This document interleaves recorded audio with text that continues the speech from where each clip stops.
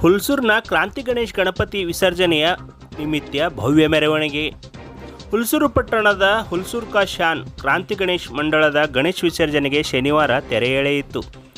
ಯುವಕರು ಡಿಜೆ ತಾಳಕ್ಕೆ ನೃತ್ಯ ಮಾಡುವ ಮೂಲಕ ತಮ್ಮ ಪ್ರೀತಿಯ ಬಪ್ಪನಿಗೆ ವಿದಾಯ ಹೇಳಿದರು. ಹುಲ್ಸೂರಿನಲ್ಲಿ ಅನಂತ ಚತುರ್ದಶಿಯ ಶನಿವಾರದ ಸಂಜೆ ತಮ್ಮ ಪ್ರೀತಿಯ ಬಪ್ಪನ ವಿಸರ್ಜನೆ ಮೆರವಣಿಗೆಯನ್ನು ಲದ್ದಿ ಸೋಮಣ್ಣ ದೇವಸ್ಥಾನದ ಬಳಿ ಗಣೇಶನಿಗೆ ಆರತಿ ಪೂಜೆ ಸಲ್ಲಿಸಿ ಡಿಜೆ ತಾಳಕ್ಕೆ ನೃತ್ಯ ಮಾಡಿ ಭವ್ಯ ಮೆರವಣಿಗೆಗೆ ಚಾಲನೆ ನೀಡಲಾಯಿತು. ಪಟ್ಟಣದ ಲಕ್ಷ್ಮೀ ಚೌಕ್, ಗಾಂಧಿ ವೃತ್ತ, ಬಸವನಕಟ್ಟಿ, ಹುಲ್ಸೂರು ಬಸವ ಕಲ್ಯಾಣ ಮುಖ್ಯ ರಸ್ತೆ ಮುಖಾಂತರ ಕುಂಗ್ಲಿ ಬ್ರಿಡ್ಜ್ನಲ್ಲಿ ಗಣೇಶನ ಮೂರ್ತಿಗೆ ವಿದಾಯ ಹೇಳಿದರು. ಕ್ರಾಂತಿ ಗಣೇಶ್ ಮಂಡಳಿ ವತಿಯಿಂದ ಸುಮಾರು 11 ದಿನಗಳ ಕಾಲ ಅನಂತ ಚತುರ್ದಶಿಯ ದಿನದವರೆಗೆ ದಿನನಿತ್ಯ ಪೂಜೆ, ಆರತಿ ಮತ್ತು ಮಹಾಪ್ರಸಾದವನ್ನು ಸಲ್ಲಿಸಿದರು.